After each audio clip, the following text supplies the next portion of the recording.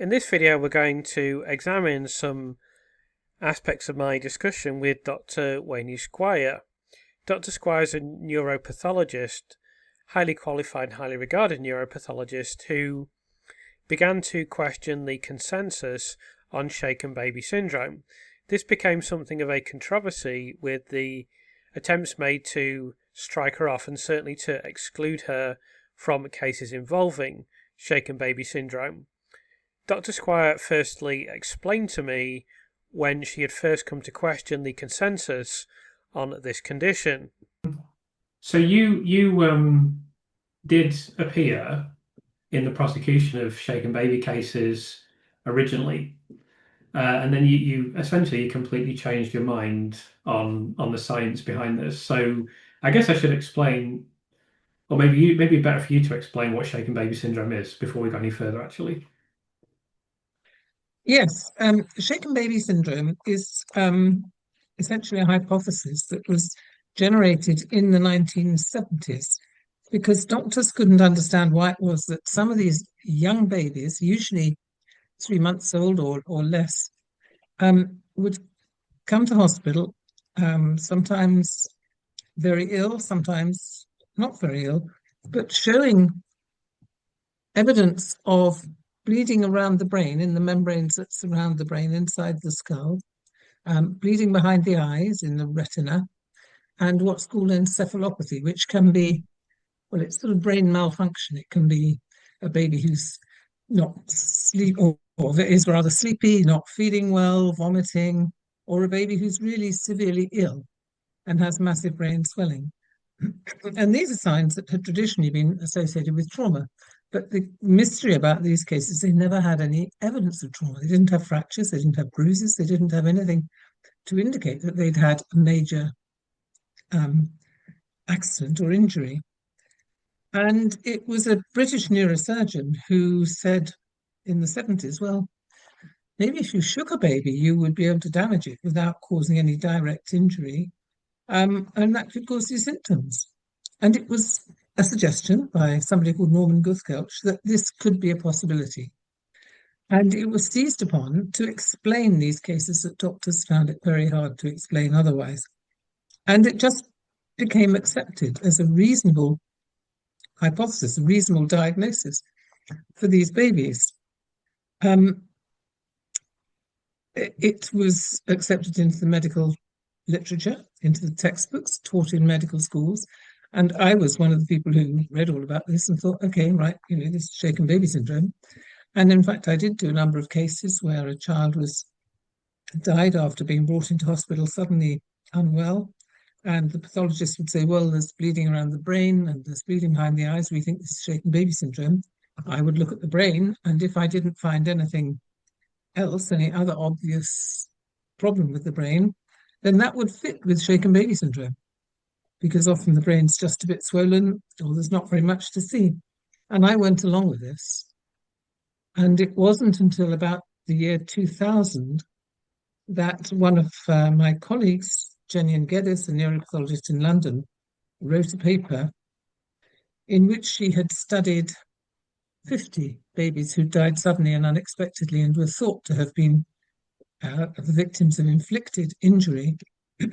And she found that, in fact, these babies didn't have trauma. They didn't have tearing of the nerve fibers in the brain, as you would expect in traumatic injury, but they had brain swelling.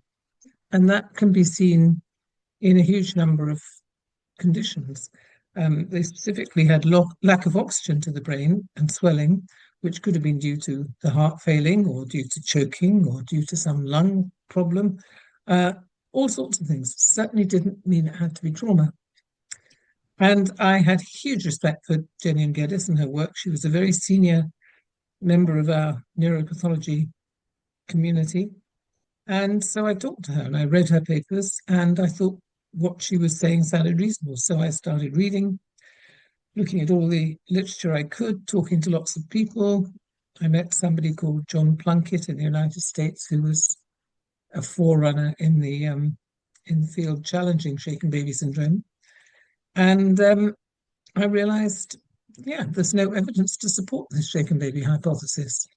And when I looked at my own experience, looking at thousands of babies' brains, it became obvious that these three findings that were thought to be typical of a shaking injury are in fact just things that happen in the newborn brain, because the newborn brain is very different from the adult brain. It's going to grow, put on 3 or 4 times its weight in the first year of life. The skull's got to grow.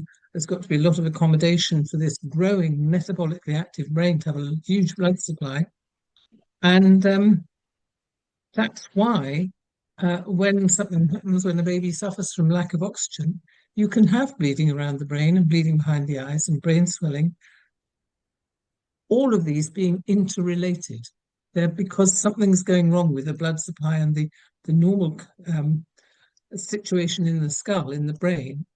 And these three things happen together. So they're not just three random findings, they're closely interrelated physiological responses in the infant brain. And it's different from the adult brain. So it, of course, made sense to me that we'd been making a mistake all the way along and suggesting it was trauma when there was no evidence to suggest it must be trauma. There were plenty of natural causes for these three findings to happen together. Yeah. Now, we're going to get more into the science of this as we continue with the interview, but I just want to contextualize this for viewers first. So I was speaking to you about this before today, and I was telling you that I told a friend of mine that you can go through the traumatic experience of losing a child, which is already one of the worst things that could ever happen to you. And then instead of being counseled for your enormous loss and almost inevitable psychological difficulties, instead you're in a police station, then potentially you're in court, and then you're either in prison or your child's taken off you forever, or both. And that is what happens, isn't it? It happens again and again and again. I have so many cases. Some of these families I've got to know really well and seen just how this damages them, how some of these people are really, they're wrecked.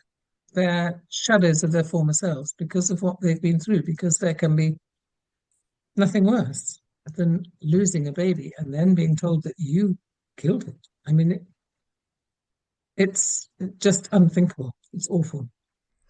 A lot of my discussion with Dr. Squier was, I think, quite rightly focused on the shaken baby cases and the issues that she'd encountered for speaking out on this topic. But in the latter portion of my interview with Dr. Squier, we did move on to discuss the Lucy Letby case and the problems with the Lucy Letby case, and it was interesting to note that she knew someone on the panel of international experts quite well. So finally, we're going to discuss Lucy Letby case. And all I want to ask you firstly is, what are your feelings about the case at this point in time? Well, I haven't, sorry, I'm just moving a little bit because the sun's coming around, which is lovely. Sun. It snowed here today, snowing heavily. Sorry? It snowed here today. We had some. Where are you? I'm living in Derbyshire, near where you stayed. Right. Yeah, relatively near, yeah. So yeah, it snowed pretty heavily today. I was a bit disappointed because I thought, the big coat. I thought I'd put the big coat away for this year, but apparently not. But yeah, it's pretty bad weather today.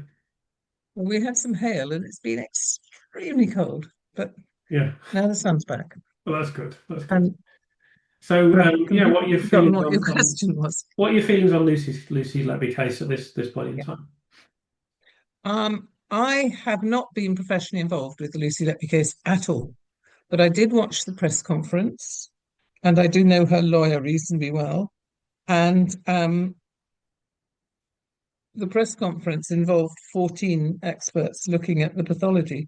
And of course, I would say this, but the pathology is absolutely fundamental because that's evidence that is really important in understanding why a baby has died. And of those 14 experts, I would have faith in them. I know several of them personally. And I would think if they say that this looks like natural causes, or these babies' deaths were natural causes, I would think then that's probably to be listened to. I mean, the whole thing mystifies me just looking from the outside. There were so many things going wrong in that unit. There was infection from the drains. There was understaffing, looking after babies who were too young and too sick to be there. And the statistics that were provided to the court that because all these babies died when Lucy Letby was on duty really are most unreliable. So I have a horrible feeling that this might all be a horrible miscarriage of justice. And that poor, poor young woman has had her life shredded already. I mean, there's no way she's ever going to come back from this as a normal, healthy human being. Whatever happens, she's had a terrible time. Yeah. Do you see many of the problems, particularly legal and court problems, with shaken baby syndrome being repeated in this case? Yes, as far as I can see, that from what I've read of the case, I don't think the defense really put up a good fight. I don't think they put forward evidence to um, help to make this a fair hearing. I'm concerned that there was only, or the main prosecution expert was not a neonatologist, didn't understand the pathology. But again, I'm not in a position really to say very much because I haven't been personally involved. I'm just reading in from the outside. That's fair.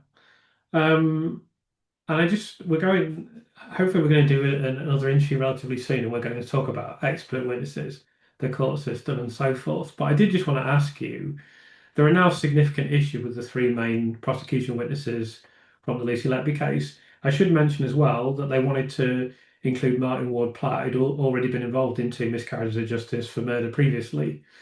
So what does this say about the selection of expert witnesses for court cases generally in this country? Well, there are very few people around willing to be expert witnesses. As I was just saying, in shaken baby cases, nobody wants to defend these cases. So it's probably the same in her case. There are people who just don't want to go anywhere near it because the risks are if you challenge, this woman has been through so many hearings already, if you challenge them and you're challenging the courts, maybe you too will be found to be wrong and to be run out of the courts and run out of your career as I was. It's very worrying. So I think people are very grateful when they can find anybody to become expert witnesses, and the rigor with which they study their suitability is probably not that high. So therefore, does it say a lot that Lucy has this panel of experts now, really highly credentialed people? It says a lot, does it not, that they're putting their reputations on the line in this case? Yes, but I mean, maybe much as I did, if you're presented with some postmortems to review and you review them and you say, well, it's clear to me that this is not inflicted injury or not murder, not this is all natural. If you've seen the evidence and you've read all the reports and you understand the pathology, of course you're going to stand up and say that because what else can you say? You've got the evidence before you. I mean, that's the way I went in, thinking I've read the scientific papers. I've been doing this for 40 years. I understand the pathology. So how could it go wrong? So they're doing the same thing, and I very much hope that they'll be strong enough to stand up in the courts and try and defend her. Because if they're right about the pathology, then they've got every reason to stand there and say that. Absolutely. Well, I'll leave it there for today. Thank you so much for joining us. Really privileged to have you on. And as I said, I'd like to interview you again in maybe in a couple of months to discuss the court. So much more we could still discuss. I was conscious of the fact that if we tried to discuss everything, this would have been double the length of the interview probably. So I think we'll discuss that in the future, hopefully. But yeah, I'm really grateful for you coming on, and thanks for what you've done as well in the courts. To be honest, I know it was a bit of a thankless task for you personally, but I saw Suzanne Holdsworth. That was her name, wasn't it, Suzanne? Yeah, I mean, she was very moved about the fact that she had been saved. I mean, you saved her life, really. So, I'm really grateful you've done that, and hopefully one day, we'll be able to change the way the system works, and there'll be better science in court, and these horrible miscarriages of justice that occur in both the criminal and family courts can be reduced at the very least. It's been eye-opening for me to learn so much about something that I knew so little about, and I knew obviously I was probably more aware of the problems of the family courts, but I had a very naive view about the way criminal proceedings worked, and I really realize now that a lot of people are naive about it, and I hope that Lucy's case, if there can be a positive silver lining from it, is that we do realize that we can't continue this way, putting stuff in court that is not scientifically founded. And then we put people away for life and take the children off them and do all kinds of stuff because of this poor, poor, poor evidence. So yeah, that's kind of my final thought. But yeah, thanks again for joining us, and hopefully we'll speak again soon. It's been a pleasure. Yes, I look forward to that. Okay, thank you. Bye now. Bye-bye.